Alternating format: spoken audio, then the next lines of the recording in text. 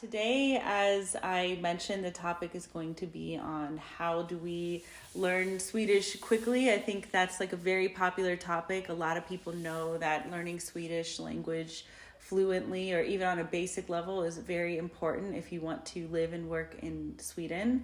And just to give everybody a quick idea of who I am, my name is Amanda Herzog. I'm the founder of Intertalents in Sweden, and I offer online courses, ebooks, coaching, other resources to help foreign-born professionals to find career success in Sweden. So if you want to learn more about this, you can visit my website at www.intertalentsinsweden.com. You can also find this information and all the information that we'll be sharing today. Any sort of links that we reference is in the detail section of the event. And just a little bit of an idea of how the event works. So all discussions today will be in English, but in this case, we might have a little bit of Swedish too, with two Swedish teachers, and we're talking about Swedish, so maybe it'll be a little different. But most of it's in English.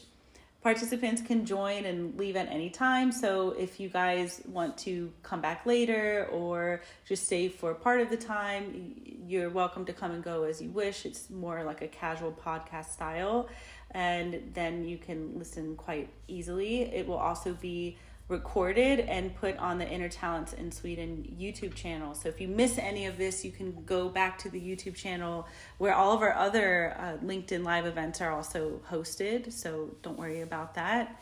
We also have a Q&A, which will happen towards the second half of the event, somewhere between 5:45 and 6 p.m.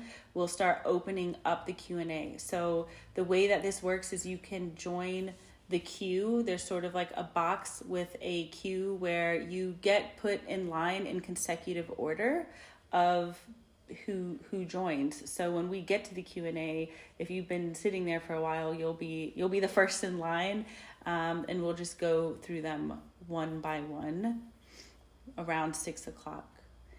So with that being said, let's discuss a little bit more about the event today. So how to learn Swedish quickly. We're going to be learning the secrets on how to become fluent from two internationals who didn't only learn how to master speaking Swedish like a native, but they both now work as certified Swedish teachers, and they own their own unique language learning company. I want to introduce everyone to Bojana and Natalia. They founded the company like a native, and they offer courses that can help you do exactly what they did. We're going to be hearing a little bit more about their story of where they started and how much Swedish they know. And they're going to be teaching us the secrets to learning Swedish quickly. And together they both have about 20 years in teaching experience and substantial linguistic academic training. So with that being said, why don't you guys go ahead and introduce yourselves and just tell us a little bit about your story, how you got this far into the Swedish language, and how did you get to teaching others? Yes. Hi, my name is Bojana, and I am also one of the founders of and teachers at Like a Native, just like Amanda said. And my name is Natalia, and I'm a second one in this company, founder and teacher as well. Yeah, so like you said, Amanda, we have been teaching Swedish for 20 years in Sweden within the system. So we have seen it from the inside, but we are also non-native speakers of Swedish. So we have seen it from the perspective of our students as well, because we have this experience. So we usually, when we present ourselves, we usually say, been there, done that. And what we mean by this is that we are both certified teachers of Swedish as a second language, or in Swedish, legitimerade lärare, gymnasielärare i svenska som andraspråk. So, and we have been teaching Swedish for 20 years. We have taught exclusively adults, and we did it in a private school. We taught at Komvux, like the adult education. We taught at Malmö University, and we also have taught corporate language courses prior to starting our own business. And we are trained linguists. So we can say that we have done the journey of teaching Swedish, understanding how the Swedish system works in the sense of like Swedish course types and where you can learn it. So we know the curriculums, we know the language tests and everything. But we have also learned and mastered Swedish ourselves at an adult age. We have kind of similar but different stories. and this has been really, really helpful when we started teaching, because we could share the best tips and tricks that we have learned on our own journey, but also from meeting so many students in so many different courses at all levels, from beginning to very advanced levels and in different types of schools. So yeah, been there, done that, I would say, is the shortest presentation. But tell us a little bit more about how did you start from not knowing any Swedish to learning as you did? Natalia, I know you were going to add something to that. Hey. Yeah, my Swedish journey started in Russia, and I started to learn Swedish at my main subject at the university, and it's rather hard training when you study at Russian university. So after 1 year, I started to work as an interpreter and worked a lot with Swedes coming to do business with Russia, and they were from different parts of Sweden. You would talk about how quick. So for me, I was able to work after 1 year. But think about it, was Russian university. It was Russian style. We had classes every day in 2 to 3 hours, and we were only 6 persons in the group. Then we had Swedish teachers as well. So after that, I came to Sweden as an exchange student to continue study Swedish at the university in Lund, and it was with the Swedish students as well. And I was so sure about my level of Swedish, because I thought with that point of time, I'm so good, I'm doing very well at the university level. And when I landed in Stockholm, and the first question I get is passport control, do you speak Swedish? And I said, yeah, det gör jag. And, you're welcome. It was easy peasy. And because I was supposed to study in Lund at the university, and all my Swedish teachers weren't from Skåne. So when I came, and I had my expectations and my thoughts about my level of Swedish, and it was completely different when I met reality and people talked around me skånska, and I was I started panicking that I get scholarship from Svenska Institutet, and I was like brilliant student. I was supposed to be very good at the university, and I didn't understood what my professors said, because all of them were talking skånska. So there I needed to rethink and to get some strategies, because I'm not the person who's giving up and panicking, and I sort it out in some way. At least at the university, all my exams were not oral, so I can read, I can write, I'm doing well. But the problem was, what I considered at that time, the problem was to live in Swedish in Sweden, not survive, because survive it's not problem, but to go out, to meet reality, to go and buy milk, and old lady coming asking something, and I was, is it Swedish? But I survived, and it happened like this. When I accepted it's something doesn't working as I wanted, and then I said, okay, I give up, and I relaxed.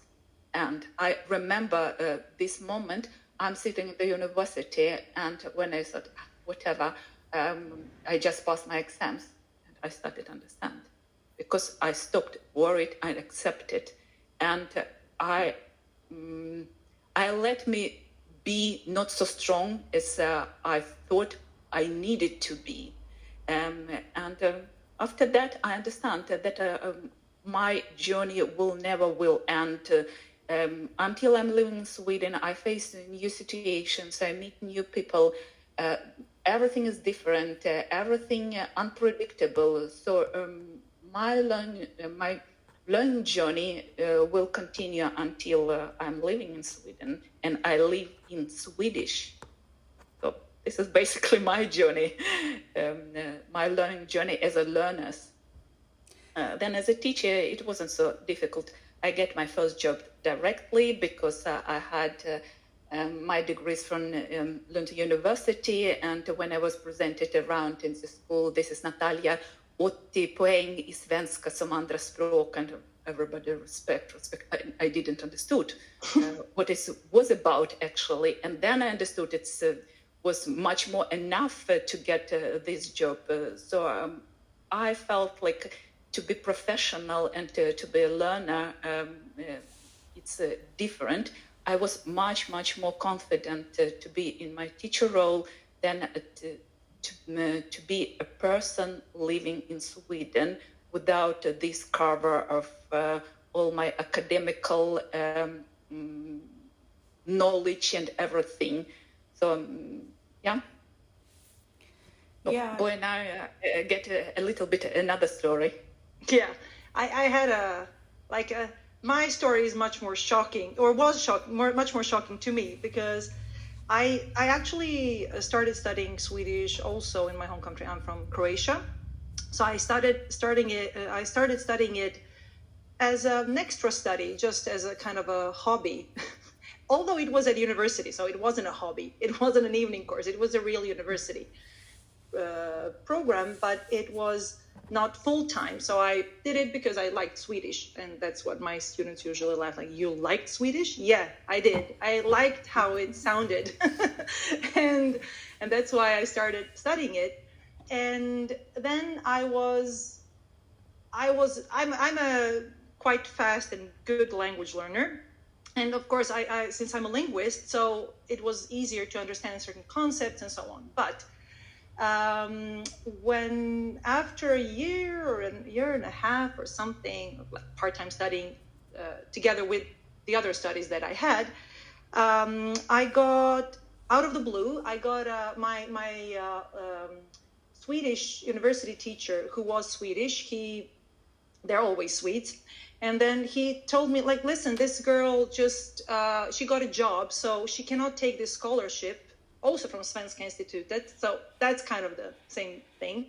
But since I didn't study it as full-time study, and it wasn't possible at that time, so I didn't have that level of Swedish that Natalia had. But of course, we went through the grammar, and we understood how, Swedish language works, and we had a lot of lectures. But I was thrown into completely different context. So I don't know.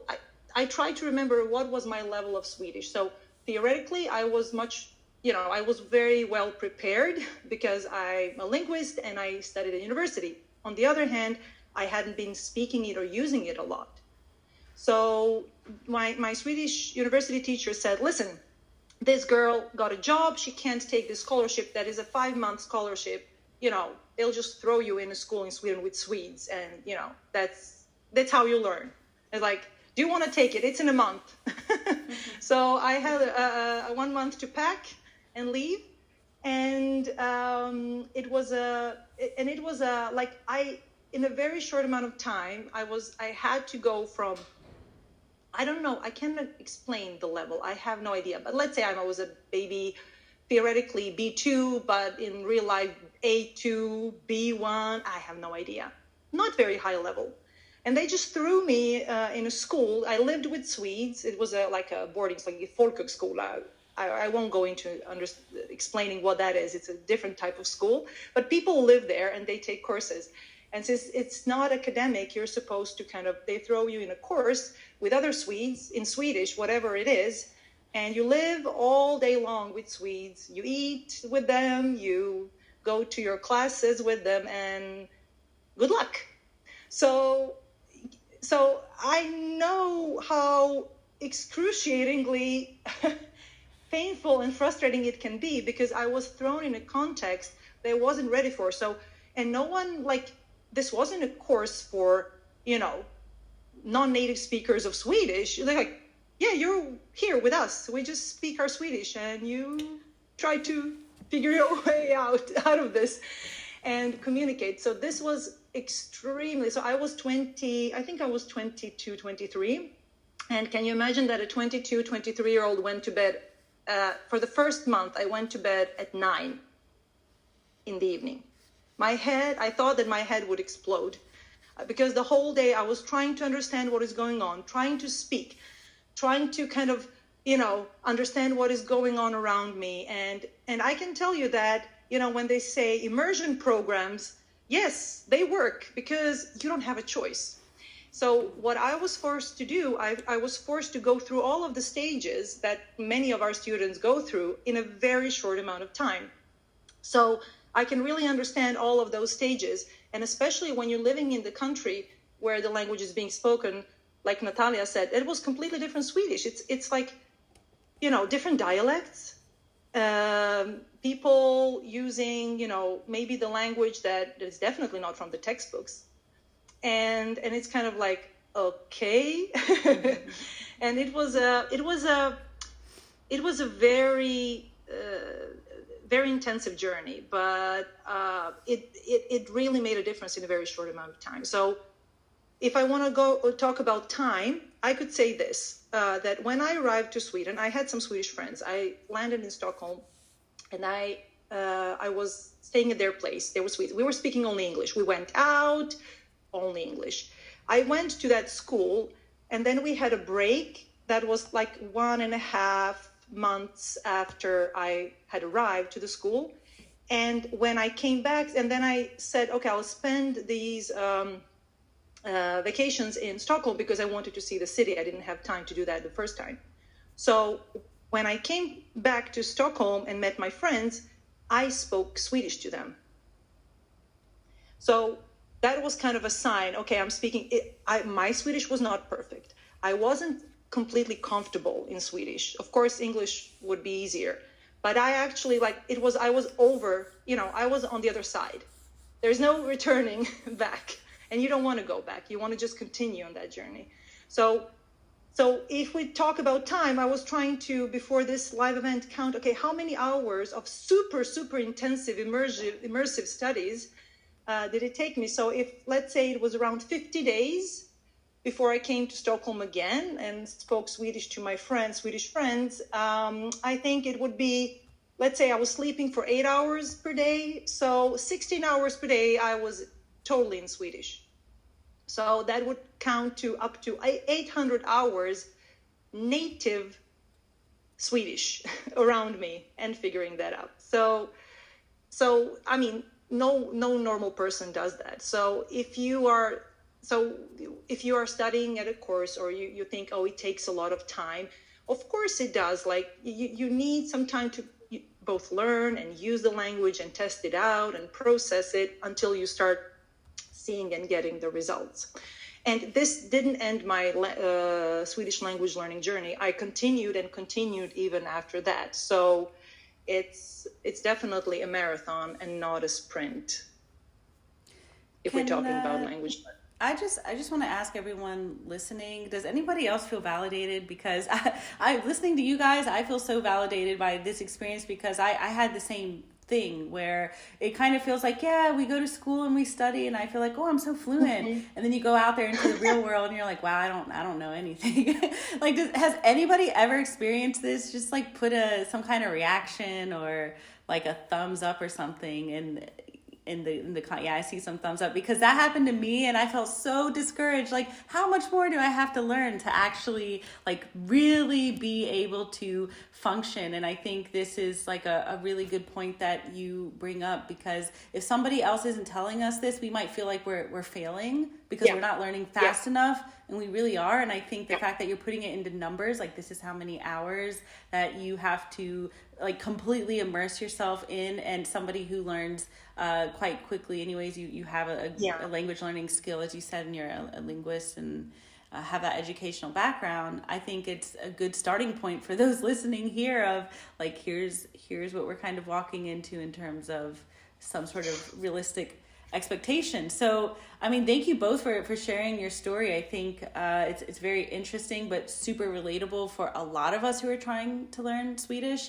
So I want us to go ahead and just start talking about what are the secret techniques that you have to help people to learn Swedish quickly. Just share your knowledge with us. Many. But when we were thinking about this, the topic is how to learn Swedish quickly. And I would like to say that when you heard our stories, I will tell you that I never ever asked myself, how quickly will I learn Swedish? Or I never, like, this was the first time I got this question was when I started working as a teacher, and my students told me, how quickly can I learn Swedish? And how quickly did you learn Swedish? I have no idea. I'm still, kind of learning it. So it depends on how we define where we start and where we end. But I think we, instead of talking about quickly measuring time, comparing, so someone can now count their hours and compare them to mine hours. I don't recommend this. This is kind of like, we want to measure things, we want to have some metrics, but I don't think that this is really representative of anything, because I think the most important thing is that you know what your particular goal or goals with Swedish are. Because let's say we just talked before we started our live, like, okay, if you want to learn how to say hi, how are you, and bye in Swedish, and order a cup of coffee, yes, that can be done very quickly. And then you say, I learned Swedish quickly, if that's what you mean. But if you want to live in Swedish, like Natalia said, then that's another story. And again, we have to identify, what does it mean for you to live in Swedish? Is it work? Is it personal relationships? Is it your kids in kindergarten and school? Like, which purposes do you have for your Swedish? What are your needs? And then, depending on that, you can try to focus on those areas and focus on those skills, because for some things, maybe reading and writing is more beneficial to spend more time on. But if you want to communicate in everyday situations, then speaking is definitely one of them. And this is one thing that we discovered our students are struggling the most with, speaking. And one of the things that they struggle a lot with is Swedish pronunciation. And this is why we teach it in all of our courses. And this is also why we created a special course called Swedish Pronunciation Made Simple, that it will launch quite soon. So, and if you're interested, you have the link in the comments. Otherwise, it's on our webpage, likeanative.se/waitlist. So you can join the wait list to get notified when the course launches. But we have also created a free pronunciation course as well to help you kind of start with some of the features, start mastering some of the features of Swedish pronunciation that will have the highest impact on how fluent you sound. Okay, so we have a free pronunciation course, and you can also find that in the link in the comments, or in the description and in the comments there. Otherwise, it's likeanative.se/free course. Yeah. And pronunciation is one of the things that we focus on, not because we think everyone should speak Swedish so no one else hears you're not Swedish. That's really not important. And I don't think we meet students that have this as a goal. But the goal is to have clear, intelligible, meaning easy to understand pronunciation that sounds natural. Okay, because if we can say things more clearly, we also can hear them more clearly. So this impacts your listening comprehension, but also it helps you kind of find your voice in Swedish, you find your new vocal identity in Swedish, which is sometimes people don't like how they sound in a new language very often. And this is one of the ways to get over it in a way. So, yeah. But otherwise, when it comes to quickly, I think it's better to talk about how effectively we learn a language, because if we have effective strategies, if we know what to do and how to do it, then we can speed up the whole process much, much more. Yeah, and we maybe share 3 things what we, through our journeys and our experiences as teachers, came to.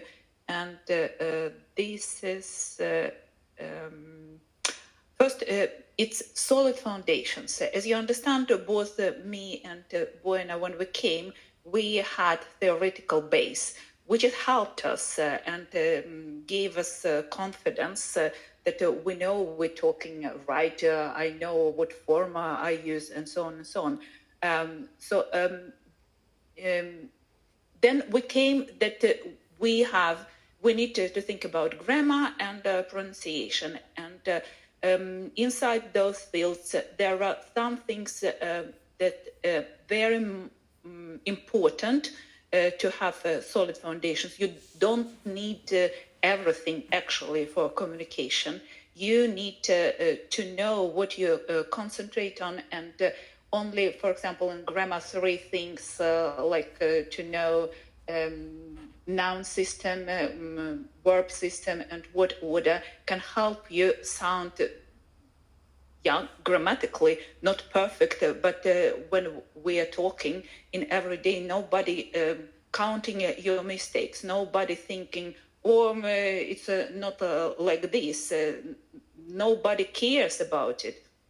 But on other side, you need to pronounce words and sound in the way that people, Swedes, can recognize it, and it's easier to communicate. And there are some things that we discovered you need to know about it. And if you know what you need to focus on, then it will be much, much easier to control it and speed up, because you will discover people understand me, and I understand people. I have currently a beginner group at Massive Entertainment, and it's a really such course, Taste Swedish and Teether. And my students, after a couple of weeks, I usually practice with them to say some common phrases in everyday life, and they go and say, and people say, "Oh, your Swedish is so good." But it's the only thing I know, and but it sounds good because why it's good? Because it's easier to understand, and it's exactly what I'm expecting. And many Swedes they're expecting that it will be difficult to understand. They need to work hard mentally to repair those damages, how it sounds, and they didn't need to do it, and it was wow. And when my student came back and said, Natalia, you said it's very important, but it's really, I'm so happy. And another one ordered coffee, and he said, yes, they started to talk Swedish with me. They thought I'm Swede, and I couldn't say it more, but it was. Oh, I think the sound. We lost you. Yeah, we lost you, Natalia. The sound is. We lost you. This happens quite often on the LinkedIn. Okay. But we'll give you a second to get back in. But I'm just really curious to jump in. Can you give us one example, like one word or a phrase that would be this like pronunciation that would make the difference? Can you do that in like a minute or so? Like hur är det med dig? Okay, so how would you teach people to say that? Can you give us like a really quick lesson? Like, is it possible? Of course. Well, it's possible. So usually it's amazing how often people cannot pronounce the everyday phrases. And this is, I think, one of the biggest problems, even for those students who speak more Swedish than just beginner Swedish, is that very often they don't initiate a conversation because they feel very insecure, like I have to stumble upon words and so on. So what we recommend to everyone, beginners and non-beginners as well, if they have trouble with this, not everyone has, but those that have, like, go back to the basics. Just memorize the basic phrases that you use every day, like hur är läget, det är bra tack, själv då, like, and make it sound like this. And we do this in our beginners classes. For example, so when we work, we have corporate language courses, so Swedish at work, and we have these online courses for individuals. So what we're talking about when we have these group courses in a group setting, like, for example, corporate language courses, and then we teach them this. We don't have pronunciation courses. We have beginners courses, but we include pronunciation. That's an integral part, integral part of our courses. And then we spend some time doing this, and people are so happy because they feel, oh, I can do this, I can say it, and they start saying it, and people feel much more encouraged to speak out and start a conversation instead of stumbling upon words. Maybe I should just take it in English anyway. So I don't know if this resonates with someone listening there, but we've seen it in class, and we've seen it with many students. So for example, pyramide, like, we will first identify which word is stressed. So, hur är det med dig? Hur är det med dig? How is it going with you? How is it going? You know, how are you? It's one way of asking, how are you? Okay. Hur är det med dig? So we will talk about how do we recognize the stressed word, because everyone thinks, oh, this is super fast. And believe me, our beginner students can say it. They can say it like in the same way as I'm saying it when we break it down.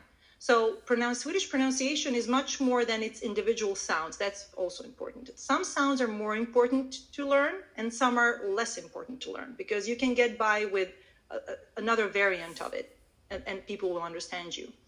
But what we are teaching a lot is the rhythm and the melody, the prosody, as we call it.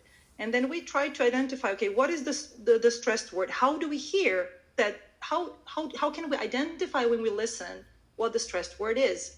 So, hur är det med dig? So, for example, in this particular case, it's the word dig, where I prolong the sound y. And then all the other short words before that are unstressed, which means that we will say it as one word. It's going to be very monotonous. So we say, hur är det med, hur är det med, hur är det med, hur är det med. And then we'll just add the stressed word at the end, dig. Hur är det med? Dig. Hur är det med? Dig. And then we just connect the two into one word with a lot of unstressed syllables before we come to the final one, day. Hur är det med dig? Hur är det med dig? We go into other aspects that I don't have time now to explain, but this is like a short version of it. And then, but what we find is more important in this case when it comes to these everyday phrases is not just like that you sound better and so on, but also our students don't understand when Swedes say this in this natural way. It's kind of like, I don't recognize anything, like, because they don't have a sound image. They have a written image, they have the letters, and they, hur är det med dig? Or that's the worst variant, but hur är det med dig? And it's kind of like, no. That was me. There are... That was me. It's everyone. Yeah, everyone is.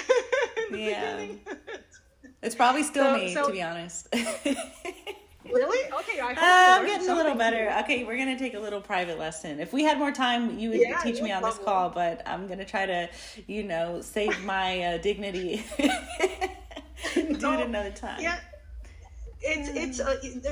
we always try to we always joke, and we make we also talk about stories, what people say, and it becomes, usually it's very fun and very supportive and safe environment for our students, because I think that's also important, because people don't like getting out of their comfort zone, making mistakes, and other people listening to them. But yeah, if the teacher knows what they're doing, then. But you can otherwise sign up for a free course. So that's there you'll find some things. Natalia, are you back with us? Can we just test your microphone? Yeah, unfortunately we still can't hear you. No, we can't. Oh, when you're able to, if you can do some more technical troubleshooting. Somehow. Can you leave and join again, maybe? Yeah, unfortunately, I think this happens every single LinkedIn Live. No matter who, no matter who is on the event with us, there's just some glitch. But we'll wait for you, and you just let us know. But did you want to continue, Bojana? Yeah, exactly. The foundation. So I would just like to add to what Natalia said when we talk about like the three things. I can say all the three things that we have identified throughout the years that are the three main factors that affect how effectively you learn any language, but in this case Swedish. It's having solid foundation, so solid knowledge of the essential features of Swedish. We have talked a bit more about pronunciation. Back. You're back. Ah, you can hear now. Okay. Welcome back. Great. Okay. Welcome back. Yeah, thank you.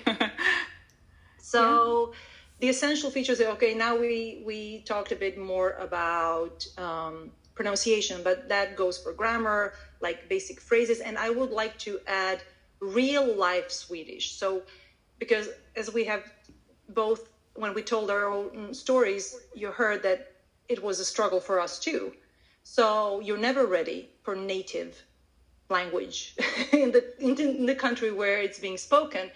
So it's very important to be aware of what do people actually say. So the problem with textbooks is that they give you something and then, it's like, this is it, or they overuse that in many contexts. So you kind of think, oh, this is what people say. Yeah, this is one of the things that people say, but maybe that's not the only way to say it. And also kind of, we encourage our students to listen and hear, okay, we give them a list. Okay, these are the possible, phrases, for example, to say, how are you in Swedish? And like, now listen to your colleagues, listen to your friends, listen to people around you. What do they mostly use? So, because you have to be ready for all kinds of speakers that use all kinds of versions of that. So that is very important. And I would also encourage everyone not to rush through the beginning stages, because solid foundations will save you at the end of the day. That's my honest truth. I always, whatever was, let's say, basic grammar, basic vocabulary, basic whatever, that's what helped me build a strong foundation for my Swedish later on, for more complex structures, for more complex language. So many people want to rush through the beginner courses, but I say, I'm not saying take it slowly. I'm just saying pay more attention, maybe practice a bit more, because this will actually have a huge impact on how fast, how effectively you learn and come to much higher levels. Probably I can add, treat yourself as a kid. Yeah. Be kind to yourself, because the kid inside yourself need to be taken care of and loved, and not judge yourself I should do like this. Because in language learning, you go the same stages. We are created in this way. You can see learning language you study at the university or in the school mathematics. You understand. It's a skill, and we created by the nature in the way we need to go through those stages. And unfortunately, academical studies, it's not following this natural way. We start to read, we start to write, and actually we doing this when it's our brain is ready. And first thing, you need to tune your ears like kids. They hear around them a spoken language and they recognize this melody. That's why they never have foreign accent, because it was done in proper way. People around you sound like this, and then you practicing to pronounce those parts of the words or chunks of the language around you. So you try to adjust pronunciation so people react. If you think about how kids do, they can be like, mom, mom, mom, and mommy, what? You're driving crazy. And with some point, she's saying, what? And for kids, it's like, oh, I tried different ways. And she recognized what I said. So they do it, they do repetition many times. They adjust how they sound. They see reactions of surrounding.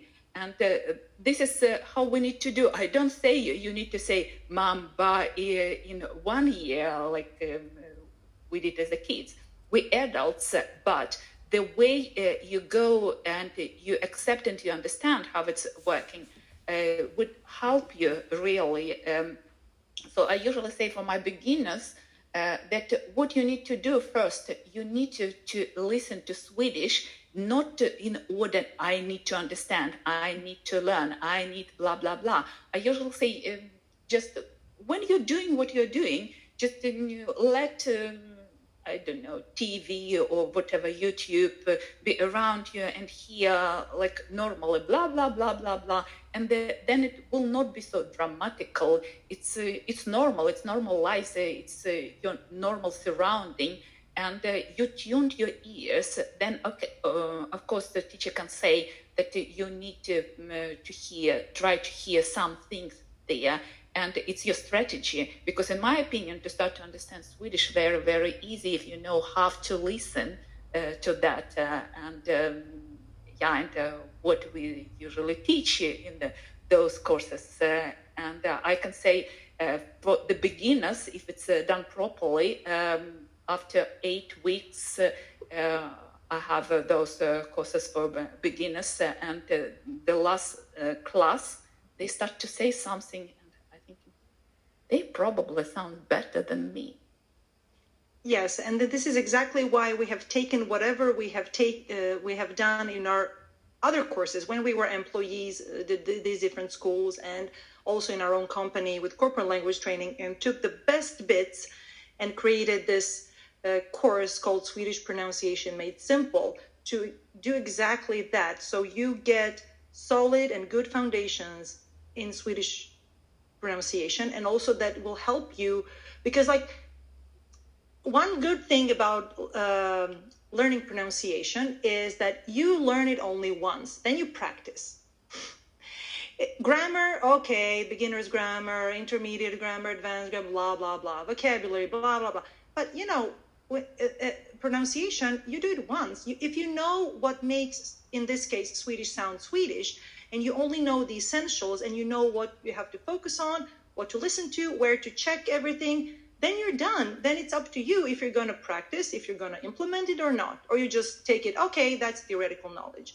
And our courses are never theoretical. They're always very hands-on and very practical, because we know that Swedish pronunciation, amongst other things, that's why we talk about Swedish pronunciation. This is not the only thing we teach, but we talk about it that much because we know it's very neglected in all courses. We have met so many students who said, oh, thank you so much. Now I understand. Now I can say, now I can hear. And this is why I encourage everyone, even if you don't take our course or you're not going to do that. Like Natalia said, try listening, just listen and, release all expectations and all musts. I have to understand, I have to do this, I must, just kind of like I'm listening just to expose myself and to kind of absorb whatever I absorb. If I hear one word or none of the words, it's okay. And try to hum, try to pause and repeat, try to say it in the same way. And don't get discouraged just because you can't do it after 1 or 2 or 3 tries. That's not very realistic. So, just keep on doing it, and you will get into the whole flow of the language. And because it's so much more than pronunciation, it's just kind of, like I said, finding your voice in Swedish, feeling comfortable, being more confident to open your mouth and speak. And because that's a big struggle for many people.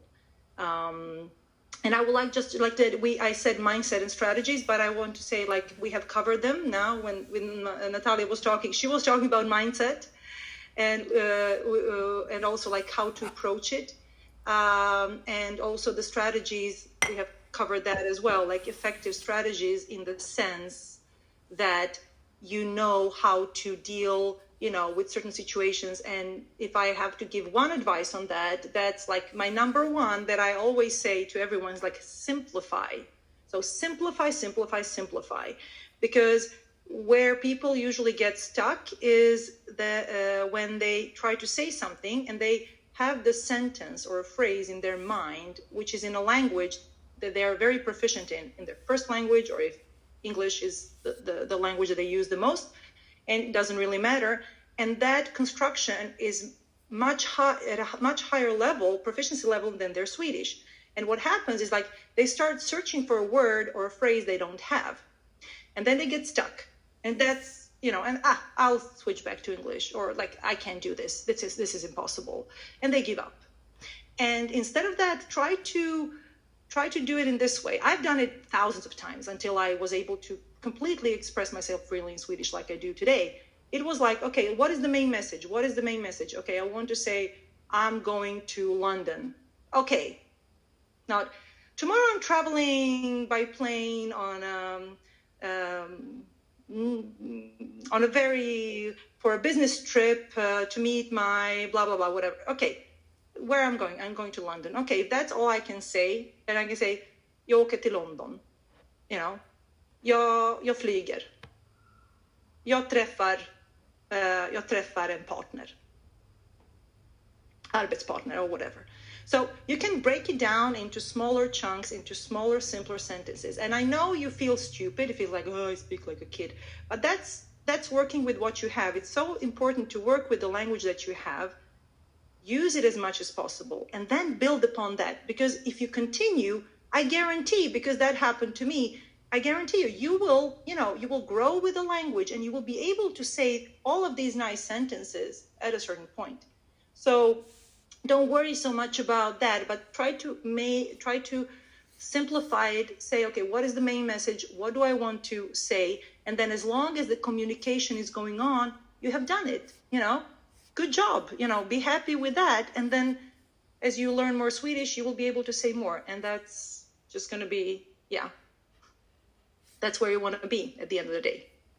And maybe I say it's about good work. It's about communication, not about competition. Yes. And show I'm so good or something. You want to communicate. Yes. And you start where you are, and then it can be only better. It's like Bojana said, to know how to pronounce it, you need to learn only once, like ride a bike. Then it wobbly, but it will be better and better if you do. But if you never do it, but you know theoretical, and you have a racer, and the most expensive bike, it doesn't help. You need to ride bike. You need to be uncomfortable, but you will do it if you want it. Yes, exactly. Yes. So would you say that we should be practicing in theory Swedish every single day to the max amount? That's sort of one of the secrets to learning Swedish quickly? Well, to be able to swim, you need to jump in the water. Yes. The truth is like this. Yeah. And then how much is maximum for each person is very relative. So, of course, you shouldn't be, if you have a full-time job, if you have hobbies and your family outside, of course, your time and your mental capacity is limited. So, you don't want to put too much on onto yourself. But on the other hand, have a certain plan, like, okay, at least like I will surround myself with Swedish. I will listen to podcasts. I will listen, I will have some show on, or I can just watch something with subtitles in Swedish or in another language with Swedish subtitles, whatever. You can just experiment. Today we have so many options, which is kind of also sometimes confusing because, where do I start? So try to include as much Swedish in your daily life as possible with the time that you have at your hand, and also just, try speaking, as much as you can. So instead of like, as soon as you end up struggling and getting stuck because of one word or one phrase, say as much of a sentence that you can in Swedish, say one word in English and continue in Swedish. So instead of like switching either speaking Swedish or speaking English. And of course, you will not do this maybe with some people that you don't know, but if you have someone who speaks Swedish in your surrounding, that's a good thing. A great tip is switch your phone, to Swedish. Yeah. I don't know, operative systems on your computer in Swedish. All of these, like, so you kind of like try texting in Swedish with people who speak Swedish. It can be small things. It doesn't have to be, I have to sit with a book, I have to go to a course, I have to sit with a teacher, because even if you go to a course, even if you have a teacher, you still have to do this if you're ever gonna be ready to, live in Swedish in real life. So, yeah. I think we should start moving into answering any questions. So if anyone has a question or some feedback, or you just want to have an open discussion about this, you can go ahead and start joining the queue. But I just want to say one thing about this, because I'm actually pretty reasonable in terms of how much I know about Swedish in terms of reading and writing, but it's the speaking. I kind of shy away from it. So I have a higher level of reading and writing. I can write to people in Swedish pretty fluently, but then when they meet me, it's like I almost kind of refuse to speak in Swedish because of some of the things that we have, that you discussed. So I definitely am going to take some of this advice. It makes me feel a little bit more relaxed and motivated again, and you guys are making me excited to start trying to speak. Jag pratar lite svenska. Jag vet lite mer svenska än jag pratar, så hoppas du kan förstå. Believe you can. We can, you can. I mean, again, I have a student that, and she took some private classes, and it was funny because she's fluent in Swedish actually. Okay, but of course I know she wants to know more, and then I asked her like, and I was giving some, we were talking and I was giving some advice, and I asked her at the end of the day, at the end of this conversation, sorry, not at the end of the day, I asked her like, but how do you think I learned it? Yeah, but when you moved to Sweden, you were fluent. I said, yeah, but how did I get to that point? Like, because I didn't stay in Sweden, I went back and then I moved several years after, which wasn't actually a plan. But I said, but how do you think one day I was a complete beginner? I didn't know a word of Swedish. So, I mean, it's always easier to think, the grass is greener on the other side, or, it's like, yeah, but they're already there. But no one asks, like, but they all have a journey. They all have stories and then their own journeys that they went through, and nothing was like for free or quick fix. So please be aware of those. Just one little thing I would like to say, like, if someone is offering you quick fixes, or effortless language learning, like, no. They'll lie. It's a lie. I'm not saying that it can be only more effective, or it can be more enjoyable for you. Like, you can start by focusing on things you like, you're interested in, and get some inspiration there, instead of like reading something that is very boring, that you don't find very inspiring. But I mean, that it's going to just come like, on YouTube, like, learn Swedish in your sleep, or learn Chinese in your sleep, and you like put on this kind of, I don't know, audio or whatever it is. I'm just like, yeah, okay. Keep on dreaming. Keep on dreaming. So no, you have to swim. That's it. So why don't we go ahead and see if anyone has, I'm really curious to hear feedback from other people to see, like, do you guys find this relatable? Have you been through this? I know after 8 years, I can relate to almost all of this. And there are definitely some little tricks and techniques that you guys mentioned that I haven't really put enough focus on, that I'm a little curious to try now. But let's go ahead and speak with Maria. Okay. Hi, can you hear me? Hi. So first of all, thank you so much for sharing your experience. And Mama. And sorry. Exactly, not shy. Yeah, and I think something that would be very, very interesting for many to know would be what the actual structured learning options are in Sweden, because I've heard a lot of misinformation around SFI, around classes, around the cost that they have. I've even had someone ask me how I could afford SFI because they asked her for money to attend. So it would be interesting, I think, to have a little bit of an overview of what the real options are and their costs as well. Yeah. So, like, we could say that in general, this varies a bit depending on where in Sweden you live. So if it's one thing in Malmö, in Lund, Göteborg, Stockholm, or somewhere else, Umeå, it will look differently. So, but basically the three types of like places where you can take a course is the private schools. I don't want to mention any of them. You probably know them, where you can go and pay. It's usually evening courses or day courses. And then you have Komvux, where you can study SFI, like you've mentioned, and you can continue with... and it's for free. This is good for free. So if someone was asking you for money for SFI, that's impossible. That was a hoax of some kind, because that must be free, and it cannot be organized. It can only be organized by municipalities, okay, kommuner.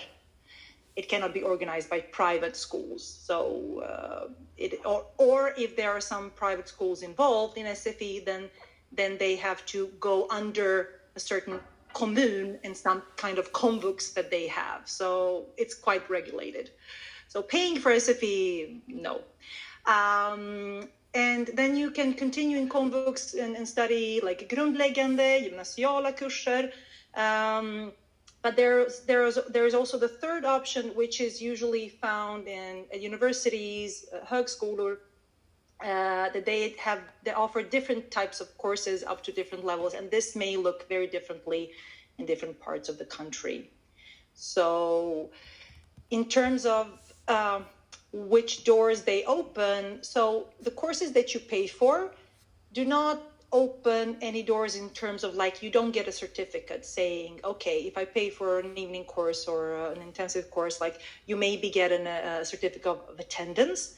But if you want to get into the system, like if you want to study at Komvux for some reason, or you decide I need TISUS test, or I need Svenska som andraspråk 3, or whichever level you need within the system, then you will have to go and get tested, because they like, good that you attended, but we don't know what your language level is.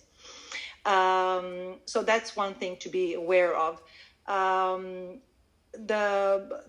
The doors that get opened, like with SFI, you can study at grundläggande, and it gives you some kind of, certificate saying, okay, I have studied up to this level. SFI, when you finish SFI, it's kind of, you have like some kind of B1 level, B1 minus or something like that. And then if you continue with the other courses at Komvux, you can end up having this Svenska som andraspråk 3, which is the level that you need if you, for example, want to get certified, like if you're legitimerad läkare, like for doctors and nurses, teachers, and all of these certified kind of professions, or if you would like to study at a Swedish university in Swedish, of course. And the same thing, the same thing with TISUS test that opens the door to the same types of opportunity that I've just mentioned. So I don't know if that's the answer to your question, or Natalia, do you have something to add?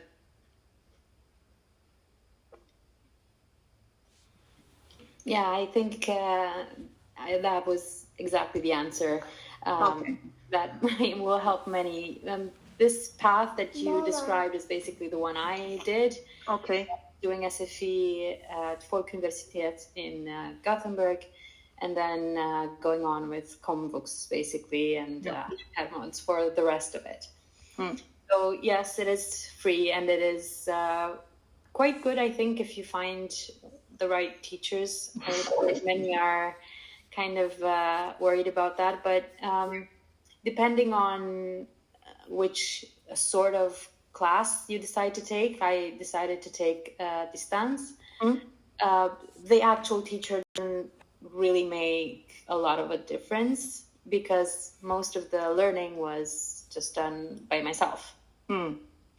So from that point of view, it's just up to you and your own motivation, I guess, and your own structure and discipline and doing the work every day, basically. Yeah, and that we have been also, when we were employed at Komvux, we also taught these distance courses, distance, and it's kind of like, it doesn't suit everybody. So many people apply for these courses thinking, oh, this is easy to combine with everything I have in my life. And this is like the practical side of it. But we have seen not many actually doing it the whole way, doing and finishing the course, because it takes a lot of discipline, motivation, like you said. Probably if it worked for you, you were one of those students that it worked for, and that's great. But if you ever consider taking any distance courses, I would say, like, make sure that you know that you're quite motivated, that you're self-paced, that you are the one that is trying to use the language, trying to find situations and opportunities to use the language outside the class, and maybe go a bit out of your way to put it into practice, because you will not get so much feedback and so much teacher time, and definitely not other students around you that will kind of, in a way, force you to speak and use the language. So, but good that it worked for you. So congratulations. Yeah, thank you so much. Yeah, thank you very much for the feedback. It was very, very useful, I think. Thank you. Okay, next we have Sharmila.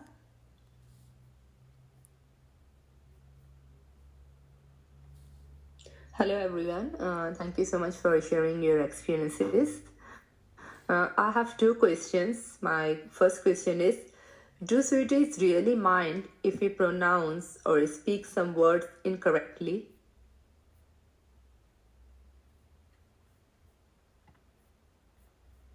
We can't hear you, Natalia, again. Do you hear me? Yeah, we can hear you, but Natalia was starting to answer the question, but... Yeah. Did you have an answer for this, Bojana? Sorry, what was the question once again, just quickly? Okay, I'm asking, do Swedes really mind if we pronounce or sound some words incorrectly? Well, I mean, that depends. Not necessarily. It's more about like making communication work and make it easier. So they understand you better, because it's not just Swedes, but if you think about your own language, when someone mispronounces something in my language, it takes me a split second, depending on how different the pronunciation is from what I kind of expect. Then I would need some time to kind of think about, listen very carefully. So I'm aware of the context. So if I hear someone mispronounce something, I will kind of be able to guess the word. So in that sense, mind, I don't think that they personally mind, but it makes the whole communications, the situation much more easier. And from the perspective of you as the non-native speaker, it helps you actually understand Swedes better, because if you know how something should sound, not at the level of the sound or just a word, but a phrase or a sentence, then you can identify it when you hear it, and you can understand when you hear something that the Swede says, that is kind of like not as it's being written down or whatever you think it should sound like. I don't know if this is clear enough. Yeah, thank you. One more thing I want to ask. As you said, we should know some common vocabulary, words or phrases, right? So do you guys have any prepared list so we can have it all for our review and practice? Is there any material available at your end? I mean, not that we have available on our website, but when we go through our courses, and then we definitely have, certain things that we go through, or at least you have, the audios, and we go through how to pronounce them, how they should sound, or how they can sound. Because I think very often when I listen to recommendations about like how this is pronounced in Swedish, there is a lot of information out there on social media and so on. And sometimes I can react like some people say like, this is the only way to say it because they say it in this way, but that's not true. There is variation. And I would like to just say that there is this myth of a native speaker that doesn't exist. There is no native speaker that is one person. We are all individual native speakers of our own language, and we all have a lot of variation in how we speak and which words we use and so on. So it's kind of like I'm much more for a more inclusive and more holistic view on that, because whatever makes communication work is good. And then it's up to you if it's super important that you pronounce these words and these sounds, as perfectly as possible. But we are here talking about pronunciation that enables smooth communication. And also another important thing is that sometimes the intonation we use changes the meaning of a word or a sentence. So, and then we can discuss, okay, when you say it like this, Swedes understand this, or the other way around. Or if you want to respond in this way to something a Swede says, say it with this intonation, because otherwise they're wondering. So there are also like some more subtle things that are not maybe very obvious until someone explains it to you. So that's what I would kind of... True. Thank you. Yeah, you're welcome. Thank you. All right. Do we have any other questions about learning Swedish language? Now is the time to join the queue. I also have a question of my own. So I know that we had briefly talked before about there is a difference between knowing Swedish and being fluent in Swedish, and then there's the working level of Swedish. And I mean, I'm going to be totally honest. I am considered, in terms of SFE, I'm considered fluent. I finished the test, I finished the course. Jag kan prata lite svenska, läs också, men jag är inte så comfortable att jobba på svenska. So du kan förstå. So for those that don't know, I said I can read, write, talk a little bit of basic Swedish, but I don't feel comfortable to work in Swedish. Can you just explain a little bit about like at what level can we actually consider ourselves, how do we communicate this? Because I am considered fluent, but if I were to put that on my CV and then I go to a job interview and it's like I have different levels of comfort in terms of reading and writing, I'm pretty decent. Speaking, listening, I don't consider myself fluent, even though I'm considered that on paper. So can you give us some advice about do you understand what I'm asking? How do we go from I know Swedish to I can work in Swedish, and how do we communicate this if we're looking for work or going through an interview? Yes. So I like that you mentioned that you are fluent at the level where you are. And I think it's very important that we talk about this, because many people, when you say I'm fluent in Swedish, French, German, whichever language, we usually, or my experience is that people usually think this something that we could call ultimate fluency, when you're native-like in the language. And this is a long journey, and it's not always necessary. It's not always a goal for everybody. So I think it's very important to say, okay, I'm fluent at the level. Oh, now we can hear you. Yeah. Okay. Okay. Yeah. Yeah, but continue. Maybe I will finish off shortly, and then you can maybe take over. So it's just like it's the fluency is like, okay, of course we can measure fluency at certain levels and with tests, but actually when you live in the country where the language is being spoken, like you are, like everyone here probably on the call or on the live is in the same as a similar situation, then it's very often like you test it in real life. And you have to be aware that until you come to that level that you're comfortable in all situations, because you're bombarded by native Swedish that doesn't work, they don't care about your level, which doesn't mean that your level is too low and that you cannot start working. So I think it also relates a bit back to the mindset and the strategies. When are you ready? If you ask me, when I was ready, like, yes, when I started teaching Swedish, I was really fluent, definitely, but I wasn't at the end of my journey. I was still finding new things and discovering certain things as I was being a teacher. And I was working, and you can imagine, we were working with Swedes, Swedish teachers, native speakers, and everything was in Swedish. So, I mean, this was also new to me. So I don't think you're ever ready to start working in Swedish before you are there and you start learning the language of the workplace, of the what do the colleagues talk about, what is the, what am I supposed to do. But if we talk in terms of like the level, I think a good level to aim at is, I would say, B2. At level B2, you are you're comfortable with the language to a certain extent, not completely. You cannot maybe joke freely in Swedish. That took me some time before I could joke. But let's say, but at least you have some good foundations and you're quite fluent.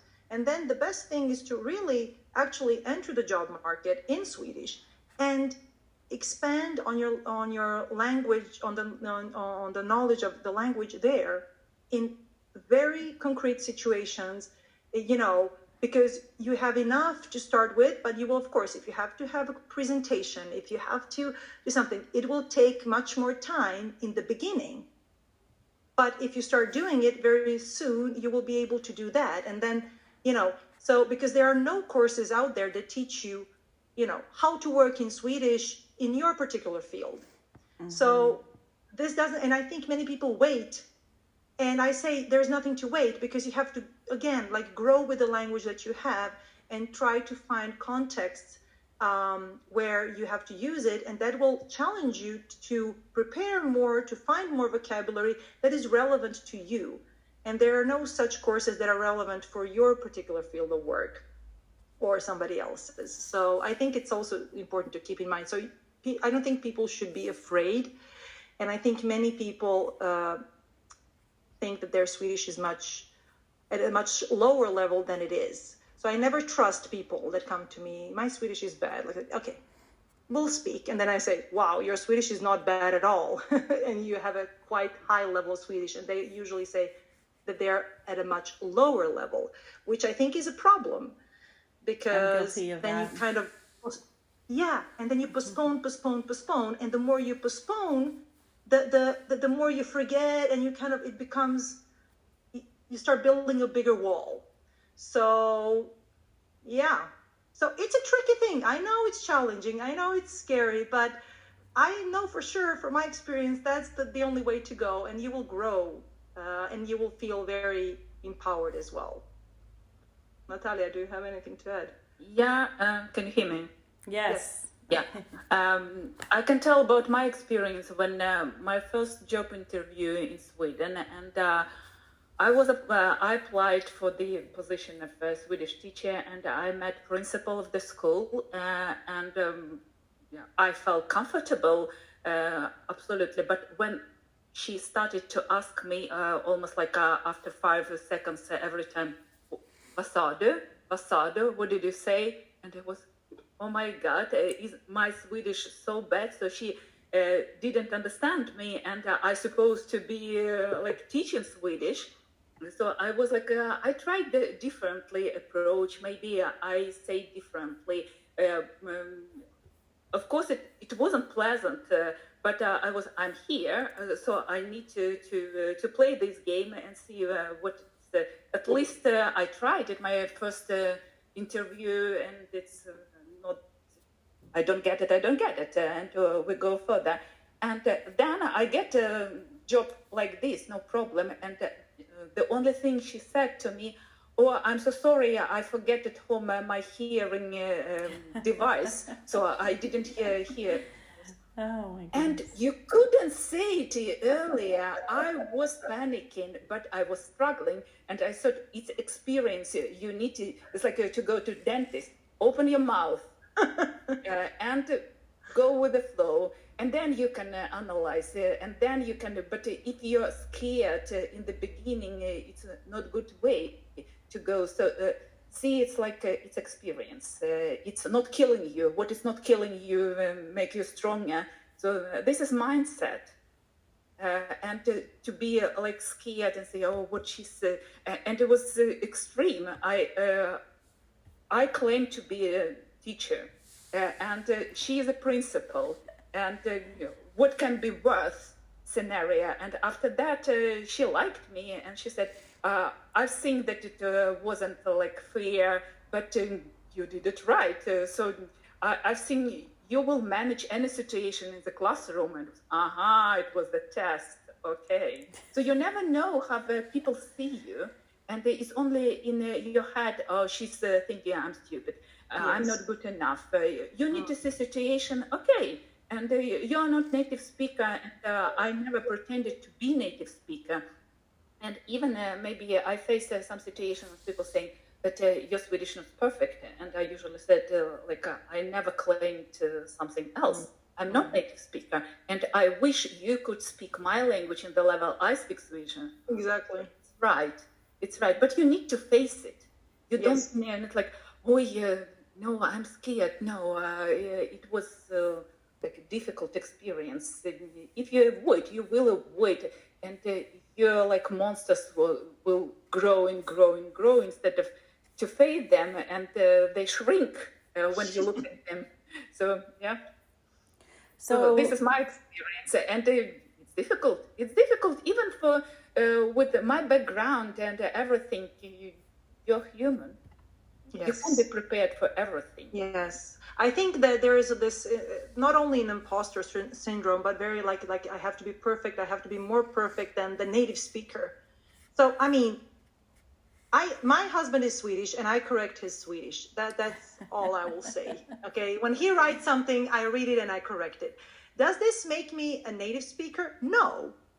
He's a native speaker. I'm not, and I'm not competing. I'm just better at certain things than he is, even though it's his mother tongue. So I mean, like, if we start thinking about categories and like that's what kind of makes it a bit, more difficult, because we start comparing and saying, "Oh, I have to be at a certain."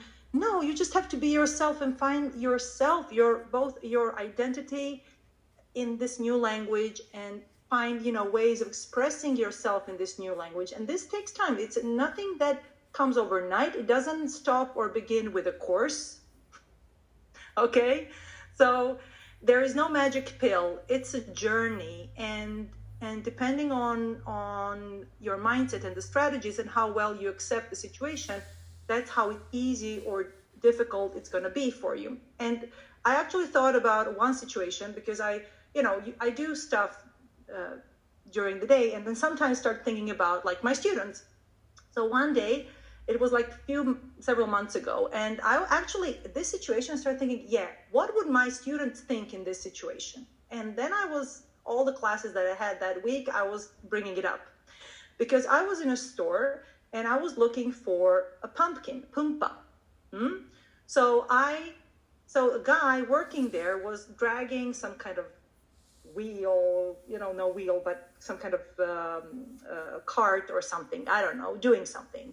And I asked him in perfect Swedish, like, "Honey pumpa, do you have pumpkins somewhere, here in this vegetable section? Honey pumpa." And I know that it's not my Swedish. And he was like, huh? Va? Ursäkta? I said, har ni pumpa? And I said, oh, yes. And then it took a second or two for him to think. And he said, yeah, right over there. And then I thought, yeah, like, I don't think about my Swedish. So I'm not thinking, oh, it's me, it's me. It's actually a guy, a normal person. He was in his own thoughts. He was doing something completely different. He was, thinking about what he's going to eat for dinner, or like what he will do with his card or whatever. And I just jumped in out of nowhere.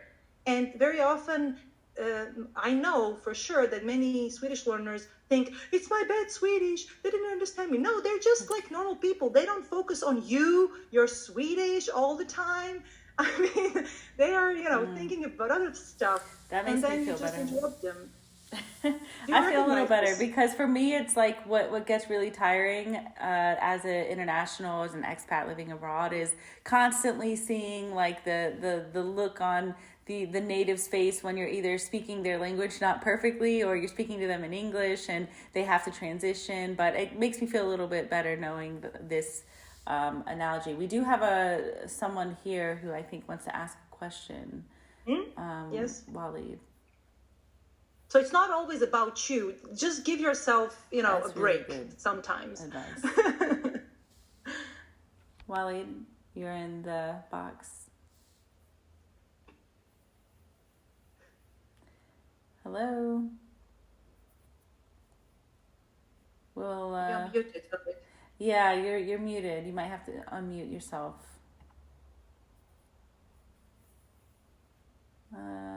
Can you hear it? Can you hear me now? Yes, now we can. Okay. First of all, thank you so much for arranging such an insightful session. I have a question regarding the SFE that, for example, if you are enrolled in any private classes, like for example, the speakers that we have today with us, they are offering some private classes. So if you take these private classes, so then still we can appear for a national prova test for either for C or for D level, like we used to have in SFE. What is your exact question now? I'm not sure. Like, is it SFE, the course, the exams, or something else? Yeah, it's related to exams. For example, if you take private classes, private coaching classes, so are we allowed to take national prova also if we are not taking SFE Okay. classes? Okay. Yeah, I understand. Okay, usually this national test, final test for COD level, doesn't matter. It's usually organized for the students who are studying SFE in the school, but some of my students, they studied privately with me, and then I recommended to apply to SFE because you will be placed on the level your current level is. It's not like you need to go from the beginning everything, because the system it's very flexible, and your teacher will see directly what level you have, and then you need to show to your teacher how much you can, and so your teacher built some picture of your level, and then you will be put it on the list when your teacher thinking, I've seen enough, I think it's, you can do this test, and this is the easiest way. But if you're not participating in SFE regular education, then we have a system called prövning. And prövning, you can apply to do test, but it will be a bigger test because SFE betyg, the final certificate, is built on your results on national test and what your teacher knows about you. So it's combined. It's not only the result of the test. It can happen even if you didn't pass your test, but your teacher considered that, for example, if a teacher say, like, I've seen enough, you had only bad day, and I sign this certificate, and I can ensure that you're on the level. So, but if you're coming outside, then you need to, I probably say, you need to be a little bit better than an ordinary student on SFE to show that it's absolutely beyond the level. And this is a specific exam. You need to pay for this, I think 500 crowns or something. Okay, now we lost you. Yes, so the short answer is, like, yes, you can attend SFE courses and to get it, because you only official SFE courses can send you to do the national test. So a private teacher, a private school that is not within the municipality cannot do it.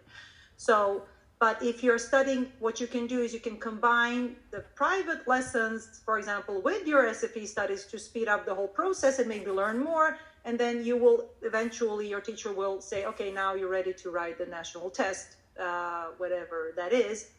If that's not the case, you can always apply for prövning, which costs around 500 crowns or something. And then they will test you. And then that's what Natalia said. You need a broader knowledge maybe, because they will test you a bit more than just the national test. So they're 100% sure that if they send you to the national test, you will pass. So, and then after that prövning, they will say, we have a date for the national test then and there, show up and do it. So that's another way that maybe not be all people know about, but you have to be at the level definitely, because they will test you first and then send you to the national test. Perfect. So this actually brings me to my second question. So, for example, that if you are appearing for prövning and if we are not appearing for the national prova in SFE, so in that case, do we? At which level it is conducted? Is it conducted at C, D level, or even more than that? For both. So because you have a national test after course C and you have a national test after course D. So depending on the level that you are, if you are at level C, then you say, I want to do prövning for course C, for the level C. And that's what they will do. And then they will send you to the national test. That's the usual way. Perfect. Thank you so much. And then the same for D. Yes, thank you. Thank you. Natalia, can we hear you? Or I don't know. Oh, now we can. Now we can. Do we? It's very strange. Yeah, unfortunately, LinkedIn has, I don't know why it happens here or how, but yeah, do we have any final questions or feedback? I think we have like another couple minutes. Otherwise, we're going to start wrapping up the session. So if you wanted to ask anything, you can go ahead and join the box now. Otherwise, we're going to start the conclusion. Okay. All right. I think we learned a lot from both of you today. I mean, I personally feel a little bit more excited about continuing my Swedish lessons again. And practicing, and because I do know more than I pretend like I don't, but I do. Yeah. And I think you see that a lot, and you guys are definitely making it sound more fun just by talking to you. And I haven't even tried I think I'm going to sign up for the pronunciation. You have a free pronunciation course, correct? Yeah, please do. Yeah, and if anybody else wants to sign up for it, you can find it in the detail section of the original event, or we also added it to the comments section of the event. This one is totally free. I know I could definitely use a little bit of help with more pronunciation, but I can say that when I actually had some really great teachers when I took SFE. I got really lucky because I know not all of them are so great, but I know I had one or two in particular who really focused on the pronunciation as you're saying, and it made so much of a difference. Suddenly Swedish people could understand me, and I know that there's a lot more that I could focus on with the pronunciation. I just learned like a little introduction. So I think I'm going to sign up for this course after the session today. If anybody else wants to, you can, find it there. You can message any one of us if you want the information. You guys also have a wait list for your new Swedish course coming out. More detailed Swedish pronunciation lessons, and is there anything else that people should know? Yes, here? And we are actually, so we also in the comment section, the comments, you can find all the all the links, and on social media we have a YouTube channel, Instagram account, and LinkedIn. We're called Swedish Like a Native. And but another thing is also that we are planning to launch a program, hopefully this year, but sometime soon, that will cover much more than just pronunciation. So if you would like to get updates on that and get notified when we launch, there is also a link for those updates as well to get notified. So we're just started in this section. Exciting. Well, thank you, both of you, for joining all of us today. And thank you, everyone who is listening, who joined us, or who might be listening to the recording, who's returning, for spending your evening learning. And yeah, I hope we can do more of these in the future. So is there anything else you guys would like to add before we wrap it up? No, thank you. No, Yeah, thank you. very much. Yeah. It was a lot of fun, and it's always, we know, like, what we know that, many people don't need to hear only the things that, oh, your Swedish is good, but have some like practical kind of tips on what you can do, and also how to think, how to approach things, because that usually makes the biggest difference. Not always 10 more pages of grammar. Maybe someone needs that too, but I'm not saying that, people's like, okay, I'll do more grammar or I'll read more. But if you find speaking Swedish challenging, then, well, the reading will not solve it. Let's put it that way. Just jump into the water and swim, and you can do it. All right. Well, thank you, everybody. And I hope everyone has a good evening. Thank you, Amanda. Okay. And Thank you. have a nice evening. Bye, Thank you, everyone. everybody.